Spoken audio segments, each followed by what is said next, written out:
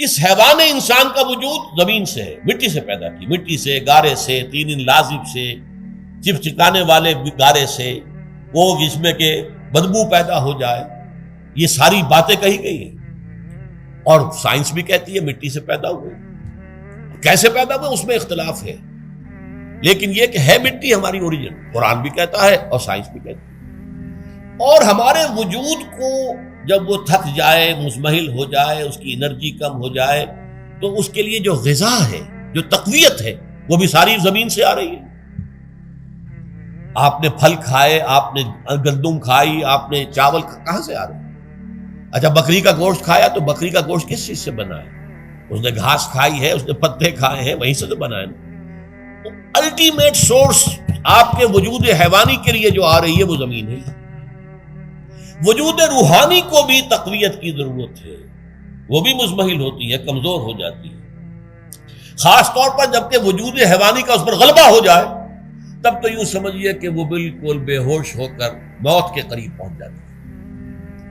اس کی تقویت، اس کی غذا وہیں سے آئی ہے جہاں سے روح آئی ہے، وہ کلام ربانی ہے، روح ربانی، نفخت فیہ من روحی من روحی من روحی، میں پھونک دوں اس میں اپنی روح میں سے۔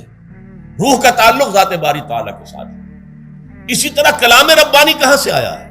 اللہ تعالیٰ کے پاس سے، یہ اس کی تقویت کا ذریعہ ہے۔ اب عام حالات میں کیا ہوتا ہے؟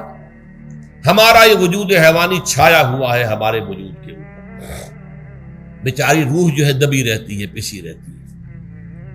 اگر خدا نے خواستہ ہم گناہ گار بھی ہیں، گناہ پر گناہ کا ارتکاب کر رہے ہیں، تو وہ روح جو ہے وہ قلب کے آئینے شیشے کے اندر ہے۔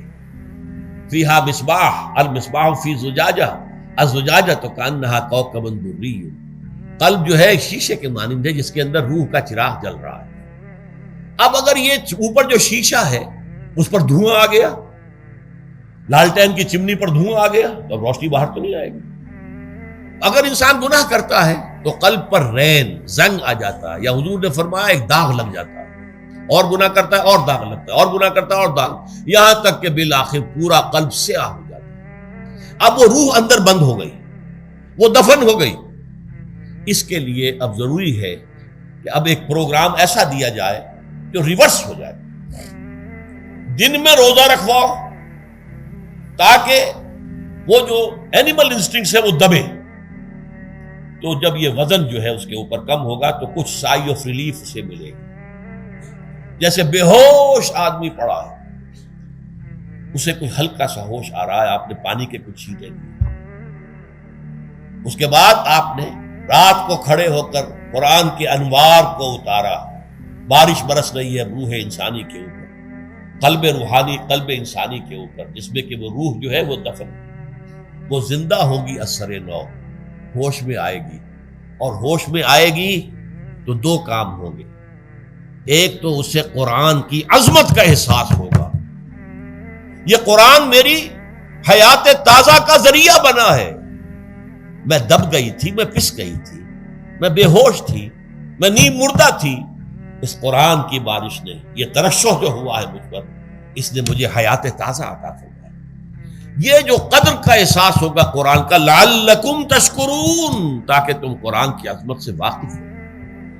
ایک انسان بھوک کی وجہ سے اس کا شوگر لیول اتنا گر گیا کہ بے ہوش پڑا ہوا، اب ظاہر بات ہے کہ آپ اسے کچھ پانی کے چھینٹے دیں گے تو کچھ ہوش میں آئے گا، پھر غذا دیں گے تو اب وہ پوری توانائی پر آئے گا، تو معلوم ہوگا اسے اس غذا کی کیا قدر و قیمت ہے۔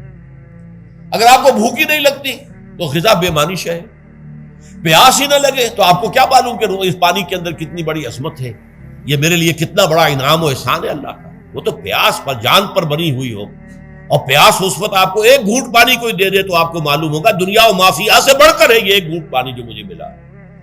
اسی طرح جب روح دبی ہوئی تھی حیوانی وجود کے بوجھ تلے، جبکہ وہ نیم خوابیدہ یا نیم بے ہوش یا بالکل بے ہوش تھی، وہ دن میں تو روزہ رکھ کر اس پر سے حیوانی وجود کا وزن کم کیا گیا، اسے ایک ریلیف ملی۔ رات کو قرآن مجید کے انوار و برکات اس میں جذب کیے گئے تو اس کو پوری توانائی حاصل ہوئی۔ اس پوری توانائی کا پہلا نتیجہ تشکر، قرآن کا شکر، الحمدللہ الذی انزل علی عبدہ عبدہ الکتاب ولم یجعل لہ عوجا، پھر وہ قلب کی گہرائیوں سے نکلے گا۔ سارا شکر اس اللہ کے لیے جس نے اپنے بندے پر صلی اللہ علیہ وسلم کتاب نازل کی اور اس میں کوئی کجی نہیں رکھی، کسی طرح کی ایش پیچ نہیں۔ یا تبارک الذی نزل الفرقان علی عبدہ لیکون للعالمین نذیرا، بڑی بابرکت ہے وہ ذات جس نے اپنے بندے پر فرقان نازل فرمایا تاکہ وہ تمام جہان والوں کے لیے نذیر اور خبردار کرنے والا بن جائے۔ یہ قرآن کی عظمت کا احساس، اور ظاہر بات ہے جس قدر کسی نعمت کی قدر و قیمت کا احساس ہوگا اسی قدر تو آپ شکر ادا کریں گے۔ اگر آپ نے کسی بچے کے ہاتھ پر ہیرا رکھ دیا، اسے کیا پتا یہ ہیرا کس بلا کا نام ہوتا ہے، وہ سمجھے گا کانچ کا ٹکڑا ہے۔ لیکن اگر کوئی واقعتاً کوئی جوہر شناس ہو، جوہری ہو، اس کو آپ ہیرا دیں گے تو اسے معلوم ہے کہ مجھے کیا چیز دی گئی ہے۔ اس کے اندر جو شکر پیدا ہوگا وہ اس بچے کے اندر تو نہیں پیدا ہو سکتا جسے معلوم ہی نہیں۔ تو قرآن مجید کی اصل عظمت سے انسان واقف کب ہوگا؟ جبکہ اس کے ذریعے سے اس کی روح کو ایک حیات تازہ مل جائے اور اس طرح وہ پروگرام ریورس ہو جائے جو عام طور پر چل رہا تھا، ساری توجہ اپنے جسم پر، اس کے تقاضوں پر۔ جسم میں تھوڑی سی پھنسی نکل آئی ہے، بھاگ رہے، دوڑ رہے اس کے علاج کے لیے۔ کوئی اور مرض لاحق ہو گیا، بھاگ رہے، دوڑ رہے اس کے علاج کے لیے، بڑی بڑی فیسیں بھی دے رہے، ساری جسم کی پرواہ ہے۔ روزانہ نہا رہے ہیں اور اچھے سے اچھا صابن لا کر نہا رہے ہیں، وہ جسم کی پرواہ ہے نا، اس کی دیکھ بھال ہے، روح کی طرف توجہ ہی نہیں۔ یہ ہے وہ بات جو کہی گئی ہے سورہ حشر میں، اور جس سے علامہ اقبال نے پھر اپنے فلسفہ خودی کی اساس اور سورس قرار دیا۔ وَلَا تَكُونُوا كَالَّذِينَ نَسُوا اللَّهَ فَأَنسَاهُمْ أَنفُسَهُمْ أُولَٰئِكَ هُمُ الْفَاسِقُونَ۔ دیکھو اے مسلمانوں، ان لوگوں کے مانند نہ ہو جانا جنہوں نے اللہ کو بھلا دیا تو اللہ نے انہیں اپنے آپ سے غافل کر دیا، اور یہی لوگ فاسق و فاجر ہیں۔ یہ سوال پیدا ہوتا ہے کہ انسان اپنے آپ سے کہاں غافل ہوتا ہے؟ کیا اپنے وجود حیوانی سے غافل ہوتا ہے؟ کیا بھوک لگتی ہے تو وہ ادھر ادھر منہ نہیں مارتا، غذا کو حاصل کرنے کے لیے کوشش نہیں کرتا؟ پیاس لگتی ہے تو کیا پانی یا کوئی اور مشروب تلاش نہیں کرتا؟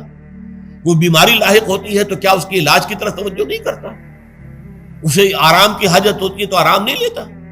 اپنے اس وجود سے تو غافل نہیں۔ کون سے وجود سے غافل ہوا ہے؟ وہ روحانی وجود سے غافل ہے۔ بھول گیا کہ میرے اندر روحانی وجود بھی ہے اور اس کا تعلق ذات باری تعالیٰ کے ساتھ۔ اس نے سمجھا کہ میں بس حیوان ہوں، نرا حیوان ہوں، اپنے اس وجود کی اصل حقیقت ہی سے بے خبر، غافل۔ چنانچہ آج کے دور کا سب سے بڑا المیہ کیا ہے؟ ڈاروین کے نظریے کے جو اثرات پیدا ہوئے ہماری معاشرت پر، ہماری سوچ پر، ہمارے فکر پر، ہمارے فلسفے پر، ہماری سوشولوجی پر، وہ کیا ہے کہ ہم بھی نرے حیوان ہیں۔ اللہ اللہ خیر کرے۔ یہ سب سے بڑی محرومی ہے اس دور کی کہ انسان اپنے اصل شرف سے خود ہی مستعفی ہو گیا۔ ہمارا کوئی وجود ہے ہی نہیں روحانی وغیرہ، روح کسے کہتے ہیں ہم نہیں جانتے، بس یہ جسم ہے۔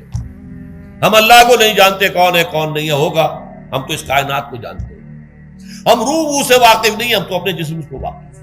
آخرت واخرت سے ہمیں کچھ پتہ نہیں، شاید ہو شاید نہ ہو، کچھ پتہ نہیں، لیکن یہ زندگی تو ہے، اسے ہم جانتے ہیں۔ یہ ہے آج کے انسان کا سب سے بڑا المیہ، اور یہ ہے ماس سکیل کے اوپر ارتداد، ذہنی طور پر مرتد ہو چکے ہیں انسانوں کی عظیم اکثریت مرتد ہو چکی ہے۔ یہ ہے در حقیقت کہ روزہ جو ہے اس پروگرام کو آ کر ریورس کرتا ہے۔ دن میں کھانے پینے، جنسی تقاضے پر پابندی، وہ وجود حیوانی کا وزن کچھ کم، روح جو دبی ہوئی تھی یا سسک رہی تھی یا بے ہوش تھی یا نیند مردہ تھی، اسے کچھ ریلیف ملا۔ اب اس کے اوپر قرآن مجید کے تیرے ضمیر پہ جب تک نہ ہو نزول کتاب، گرہ کشاہ نہ رازی نہ صاحب کشاف، ہمارے دلوں کے اوپر بارش ہو رہی ہو انوار قرآنی کی۔ وہ ظاہر بات ہے کہ بغیر سمجھے تو نہیں ہوگی بارش، وہ تو آپ کوئی سمجھ رہے ہوں گے تو بارش ہوگی، ورنہ تو یہ ہے کہ ٹھیک ہے میں پہلے بھی عرض کر چکا ہوں، آپ کو ثواب تو ملے گا، لیکن یہ ہے کہ وہ اصل مقصد قرآن کی عظمت کا قلب کی گہرائیوں سے اعتراف جو ہے اور اس پر اللہ کا شکر تو ادا ہوگا، لعلکم تشکرون، جبکہ قرآن مجید جو ہے آپ کے قلب کے اوپر نازل، اس کا مفہوم نازل۔